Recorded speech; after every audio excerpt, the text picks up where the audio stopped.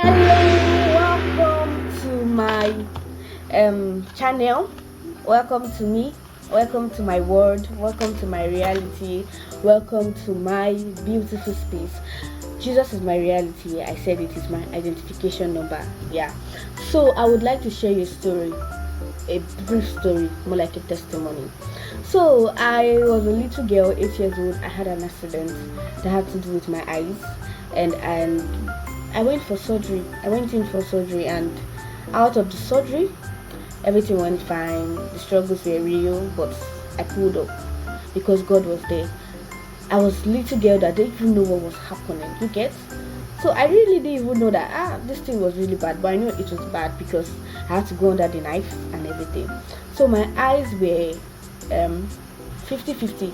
So I would have been a one-eye girl, like you get. I would have been using my one eye to see, with just one eye. So, but it got really bad. It got bad. So after the surgery, after you do your surgery, you go for checkups and follow-ups. And I could remember one part. I had gone for checkup with my mom. I was 6, 7. Yeah, I was that little. So at that point, there's something I want you to pick out of this story is that at that point, I didn't have a lot of knowledge about God. I didn't know God that well. I didn't know Him that. I didn't have a relationship with God. But I was going to church. In the means, like, I knew that God could do miracles. I knew that God could heal. I knew that God could deliver. I knew that God could do signs and wonders. I knew that He was the creator of heavens and earth. I knew that He wouldn't let me suffer. But I didn't have like a relationship with Him. Meaning that when it was time to eat, I would close my eyes and pray, Father, bless and sanctify my food. In Jesus' name I pray. When it was time for me to ask for something, that I can pray and say, oh Lord Jesus, touch Daddy's heart to buy me this biscuits. Touch Daddy's heart to buy me this book. That it had to buy me this pen, but there was no relationship with Him. But I knew that He could do miracles. So I had gone with my mom to see a particular doctor, and she did some tests on me, and she was like, madam, what I'm seeing is really bad. I'm like, my mom was like, what are you seeing? Because my mom is a nurse. I sat there and she was like, I'm seeing glaucoma, I'm seeing cataract, and I asked. So my mom was like, she was kind of down when she had gotten that news because I was so little to have those kind of traces.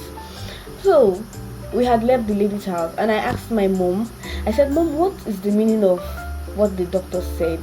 She said 2 words, cataract and glaucoma. And my mom was like, cataract, she means you have a growth in your eye. And I'm like, growth in my eye? Like, means something is growing in my eye? She said yes. And I said, okay, what is the meaning of glaucoma? She said, you are partially blind. Like, the eye that is affected is partially blind. And I'm like, partially blind. That was like, the eye could go blind at any time. And like, she was like, yes. And as a little girl, I could see that my mom was down. Yeah, she was down. But I told her something that till today, it rings in my memory. Like, it rings in my brain. And I told her that, Mom, I'm not going to ever go blind. I would see with my eyes. My eyes will get better. And I don't know if she can ever, because my mom is going to watch this video anyways. I don't know if she can remember. I told her on that street, that lonely street, I told her that, Mom, I'm not going to get blind. I don't know what this doctor is saying. I don't know what this lady is saying, but I'm not going to go blind. And I feel like that was the last time my mom ever took me to any doctor to see. The last time I even went to a checkup was when I was going into secondary school, and that was a criterion to become, like, that's one of their rules to enter into the school. So you have to do a full body checkup. That was the last time, and they were like, hey, there's a cataract, there's a glaucoma, but I'm trying to say that I told her I did not accept the report the doctor gave me at that age. Not because I did not understand. At that age, I could understand that there was something wrong with my eyes. I could understand that I had gone through surgery, a painful one. that they had to give me anesthesia. It was not like something they're going to remove some. It was really a painful procedure, and I was in the hospital for over a month. So I knew that I had a problem, and I told my mom. In that state, I could cry. I never wanted to be somebody that had one eye. Only the thought of it was kind of funny, and I told her that I would never go blind. I would never need to go for the hospital for checkup. I have glasses, yeah. So she even bought when I got into, because I went to a boarding school, she bought medications. Like, you don't want to see the vitamin A's and all the medications that they say is good for your eye. My mom bought it because she is into that field. And funny enough, I took half and I didn't take the rest. Now, because at that point I had a belief that it could get better, that I'm not going to need drugs for my eyes to get better. I'm not going to go under surgery again. I'm not going to go blind. I can even open my eyes. Does it look like something that is having a problem? No, I'm not going to go blind. I had that mindset, and I already knew that God was going to work it out for me. I didn't know how, and I didn't know how to communicate with him, but I had this feeling that everything works together for good.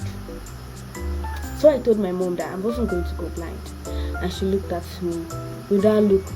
You know when you're saying something as a little child, and your mom is looking at you, and she's in her mind saying, but this one even know what she's talking about. That was the look on her face. That does she even know the severity of what she's saying or the depth of what she's saying? But I was telling her that I know they go hospital. I no go blind. Nothing go do my eye go still they look shine. And you know the funniest part, that it's been more than 10 years. It's been more than 10 years, because I was 6 years then. But now the lady you're looking at, it's more than 16 years. I'm even more than 17. I'm more than 18 years. So it's more than 10 years, and I've not gotten any reason to go to the hospital about my eyes.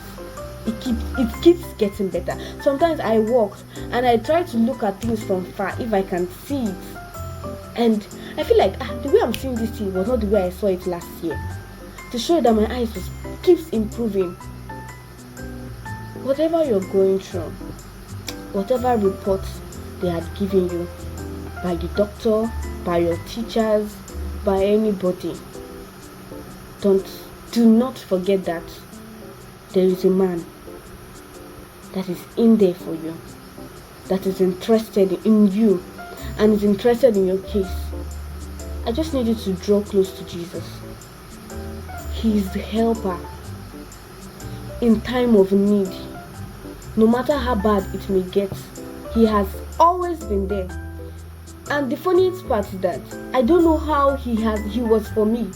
I don't know how he was there for me, because at that age I didn't know him. I didn't even know him as much as I know him now.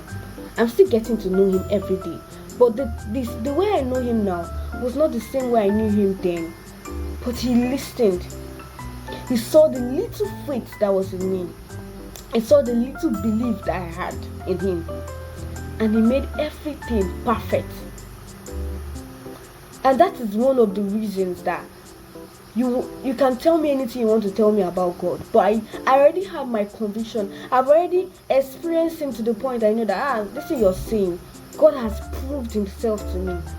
He actually fulfilled every word that I said that day.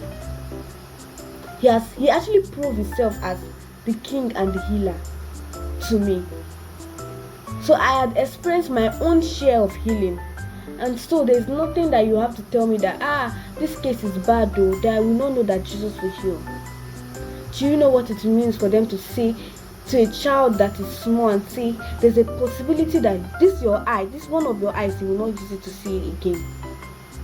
I didn't cry. Funny enough, I'm a cry baby if you know me, but I didn't cry. There was no single tears in my eyes. I looked at my mom and said, Omo, I will see with this eye. My eyes will not go blind. And I want you to speak to that situation that you're going through. I don't know what it is.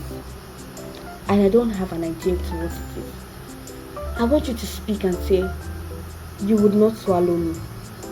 I will not be consumed in this problem. I will not be I will not be consumed in this situation. I will not be swallowed up in this point in time,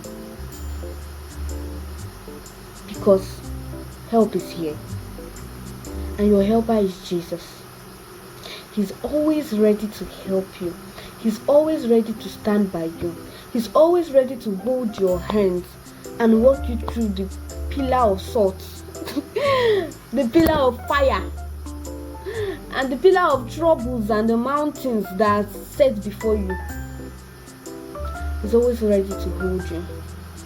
And there's testimony, and there's light at the end of the tunnel. There's a testimony that is coming, because one day you will also sit down here like me and on your camera and tell people your testimony, because he would prove himself as the King of Kings, as the Lord of Lords, as the provider in your situation. So I don't need you to get worried. I do not need you to be scared. I do not need you to be weak, because God is able to help you. He's going to stand by you. He's going to be your God. So I will draw the curtain here, and I will see you again on my next video. Bye.